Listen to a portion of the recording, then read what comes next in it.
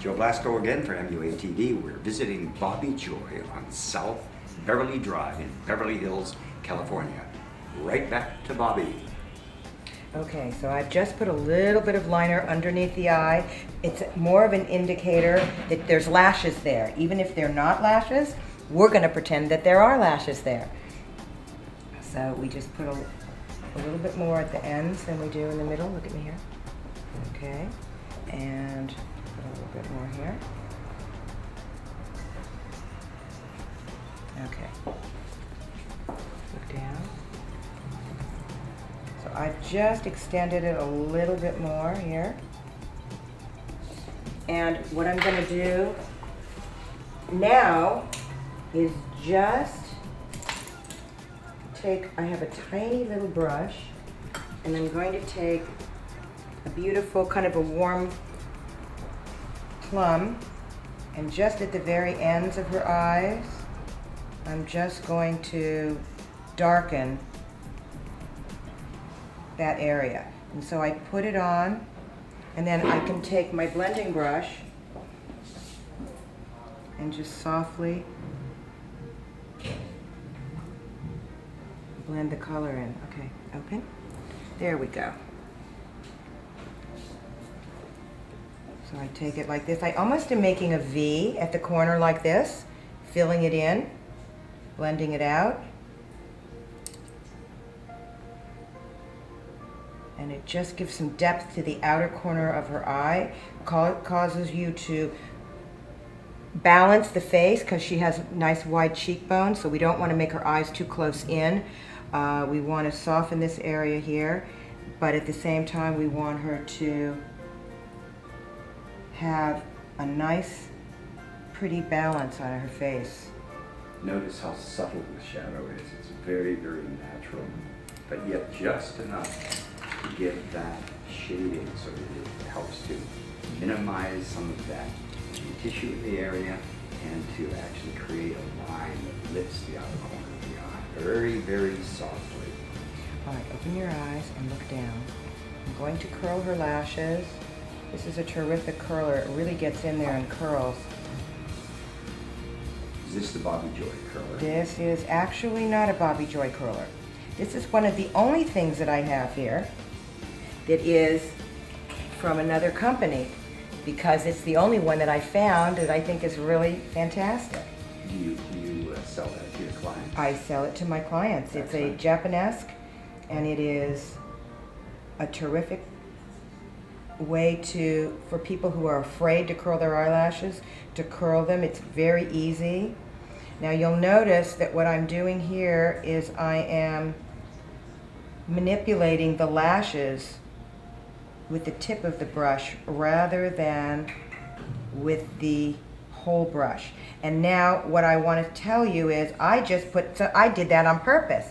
I put a little extra makeup there so that I could show you that if you wait until the mascara dries, that it will come off with a dry Q-tip. Most people, they get scared and right away they want to wipe it off, and then they smear it and then they ruin their makeup. So we're going to just wait on that until it dries, and I'm going to make sure that I get into the inside corner here. And once you do this, like this, you can let it dry and go to the next lash and maybe come back again and do the tips. Okay? So now let's get the curler again. That's such a handy curler. It's so okay, compact. Sweetie? You okay? Okay, good. Very compact. It's very easy to travel with. It's not metal, so it doesn't break your lashes. Okay. You feel like you're going to tear? Mm-hmm. Okay. Take a second.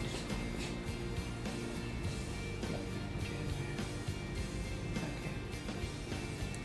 You just look down. You're fine. See if your client begins to tear like that, see how quickly it's very easy, yeah. That swab, put it right at the tear duct, and the cotton absorbs the tear immediately so that the eye makeup is unaffected.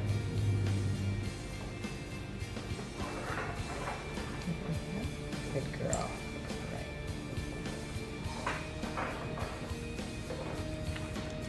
Okay, so And tell us about this mascara. Well, this mascara, we are just about to change. This is my most favorite mascara, but unfortunately, we no longer are able to get the bottles. What I liked about it, the mascara will be equally as good, but the bottle I can't get anymore because now you have to buy 500,000 of them. So until I have the ability to do that, it'll be in a different container. But what I like about it is the shortness of the brush, yes, because it gives you more control absolutely over putting the mascara on. You can get right in there very close. Exactly. All right, I'm going to wait for the eyelashes to dry. I'm going to let you just relax your eyes. You can even close them if you want, because I know the light is really, really strong. Now, because we're doing a really kind of soft, pretty daytime makeup, I'm going to use a bronzer on her. And this is a bronzer. This is a dual bronzer. And I like this because it isn't orange. It isn't, you know, it has a little tiny bit of gold. It has a little tiny bit of pink. It has a little tiny bit of the actual bronze color. And when you mush them together, you get the perfect tone. And when I work on her, this is where her cheekbone is. It's right here. You can feel on anybody, you can feel their cheekbone, and it kind of curves around like this. So what I'm going to do is, I'm actually going to curve around that area like this, almost like a C, okay? And I curve around like this, and I'm going to bring a little bit around her hairline because I never want it to look like you just plopped anything on your cheeks. And then I'll come back over here and I'll do the same thing over here. And it's just the reverse C. What is this product called? This is Brazilian bronzer. Brazilian bronzer. Very nice. It's very pretty, and it's in keeping with all the same tones, because when you want to keep makeup natural, then the way to do it is by using all the same color tones all over the face. So we start with the bronzer, and then I'm going to use a little bit of a pink. Smile, just smile, just smile, smile, so we can see your apples. Okay, there we go. So then we're gonna just put this on the apples of the cheek, and we're just gonna blend back. She can do this because she's got nice cheeks, and we can really get in there and make them pretty. And if you find that you put a little bit more than you want, that you like, you can just take your blending, just blend. What can I say? It's all about blending. It's all very subtle. Yes, it's all very subtle. I'm going to now take and remove the mascara that I had there, that I made the mistake. Bye-bye, mascara. There we go. And I'm actually going to go back now that I take a look. Open your eyes for a second, sweetie. Okay, we're going to do a little bit of mascara. Look right into the camera. Yeah. Lift your head just slightly. There we are. Look how beautiful that makeup is. How soft and how subtle. All right, so now look up at the ceiling for me, and let's see if we can find any lashes here. Sometimes you have to just wave your magic wand and hope that there's some there. Whatever we find is better than none, because it helps to soften the eyeliner a little bit. So that's what we're going to do.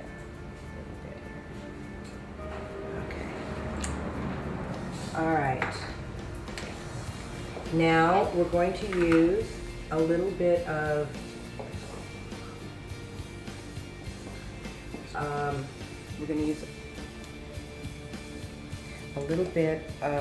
lip primer, and the reason I use lip primer is because it helps for you to put the pencil on really nice and softly and perfectly. So I put it around the edge of the lip line. I pat it in. Now for women who have creases, it will really help to keep the lipstick from bleeding. So what I'm going to do now is I kind of made a little V here, because she has the little V right here. And then I like to come from the edge of the lip up. And the reason I like to do that is because I don't want anybody to look like whatever happened to Baby Jane, you know, that that Lucille Ball look. So we do that, and I like to use the edge of the lip line because everybody's so busy blowing up their lips like we were talking about. We might as well utilize whatever we have. So that's what we're doing here.